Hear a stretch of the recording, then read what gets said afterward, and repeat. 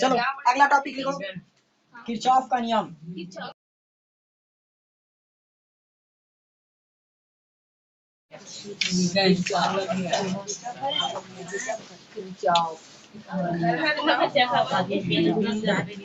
इस नियम के अनुसार क्या होगा, जैसे एक परिपथ तैयार है, इसके लिए ना एक परिपथ तैयार करो, ये हो गया।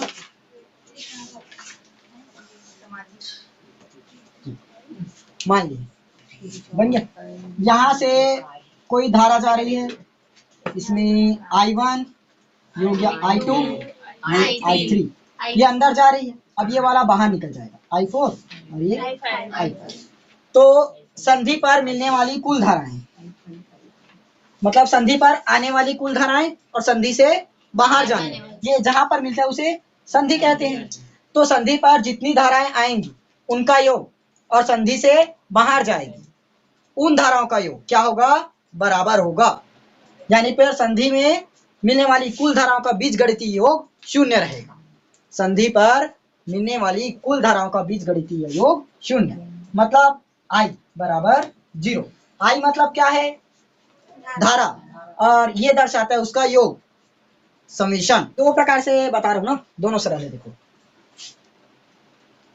इस नियम के अनुसार, इस नियम के अनुसार क्या होगा बताओ, संधि पर आने वाली कुल धाराओं का योग बराबर होगा संधि से बाहर जाने वाली कुल धाराओं के योग।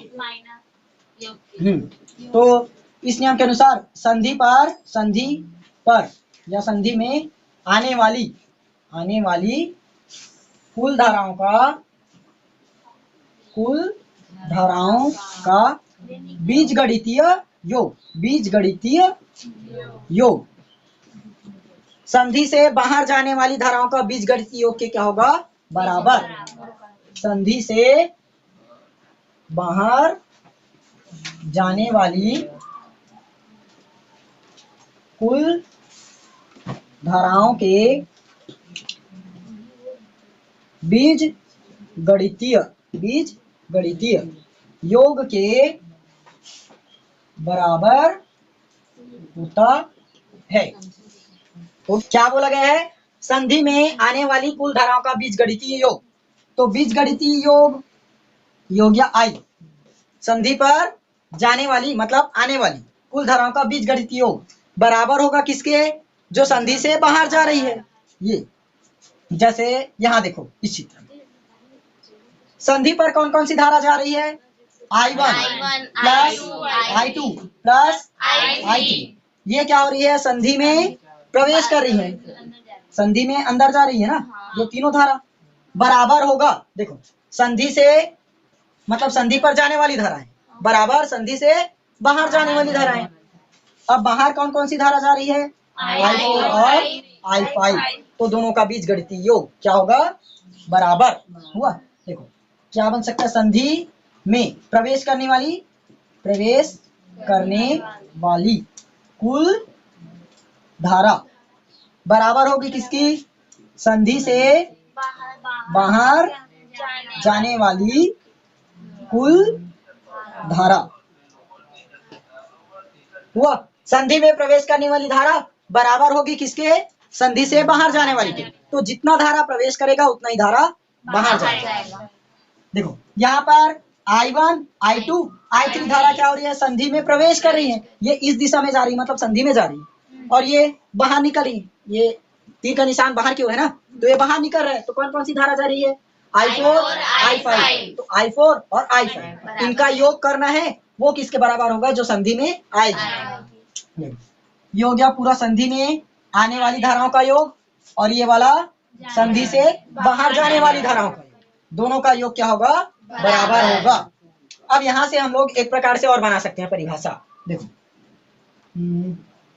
यदि मैं ऐसे ले लूं, I1 plus I2 plus I3 plus I4 को इस तरफ पक्षांतर कर सकता हूँ क्या, माइनस I4, और प्लस I5 माइनस I5 बराबर 0।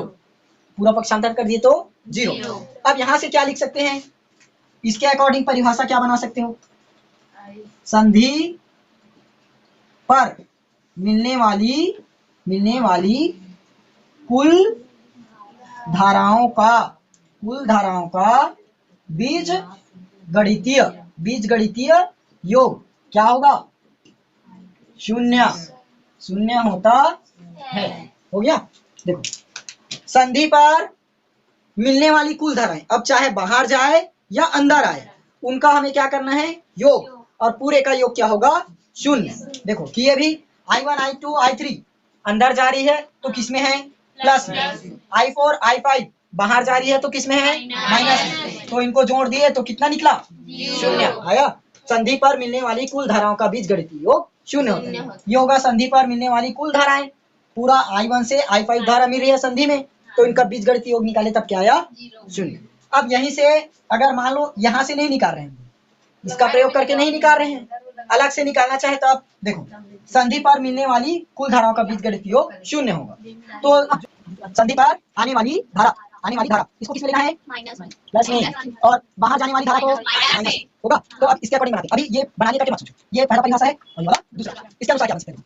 संधि पर मिलने वाली कुल धाराओं का बीजगणितीय योग शून्य होता है। तो संधि पर जो अंदर जाएगी उसको लेना प्लस में, बाहर जाएगी उसे माइनस में। तो देखना, संधि पर जो धाराएं जाएंगी उसको किस में लेना?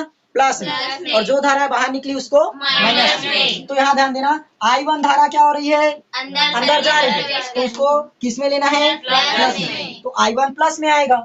फिर I2 धारा प्लस में, क्योंकि वो भी अंदर जा रही है।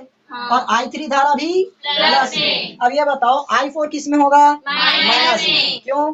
क्योंकि संधि से बाहर जा रही है। और माइनस I5 बराबर 0।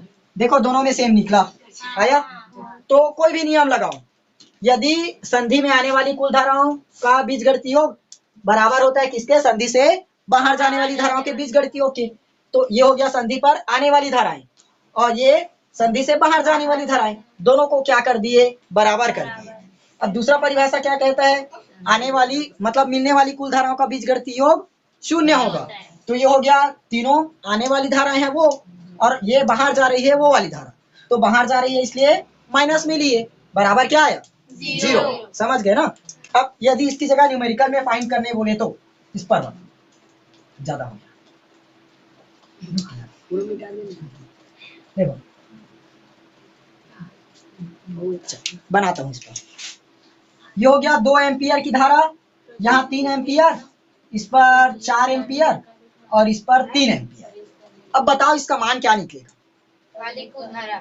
Ampere plus 3 ampere plus 3 plus minus 4 बराबर 0। अरे वाह, गुड, समझ गए। हाँ, ये कौन से नियम से बनाए हो? दूसरा नियम से। अब यदि इसी को पहला नियम से बना, अरे ये क्या लिखे थे? 2 ampere plus 3 ampere plus 3 ampere minus 4 ampere बराबर 0। ये पहले नियम का प्रयोग करके बनाए। आंसर कितना निकलेगा? 3 2 5 5 3 8, 8 में 4 घटाए 4 एम्पियर आया। धारा कितना निकला? 4 एम्पियर, मतलब 4 एम्पियर धारा। अब यदि दूसरा नियम प्रयोग करके बनाए तब इस वाले से 3 एम्पियर प्लस में आएगा कि माइनस? प्लस। ये वाला 2 एम्पियर और 3 एम्पियर बराबर होगा, ये तो संधि के अंदर आई वो वाली धारा, बराबर किसके होगा? 4 एम्पियर। इसको सॉल्व करने के लिए 3 ampere plus 2 ampere plus 3 ampere plus 4 ampere बराबर 0। अभी भी वही मिल गया। तो दोनों में से कोई भी नियम लिखोगे ना, दोनों ही सही है।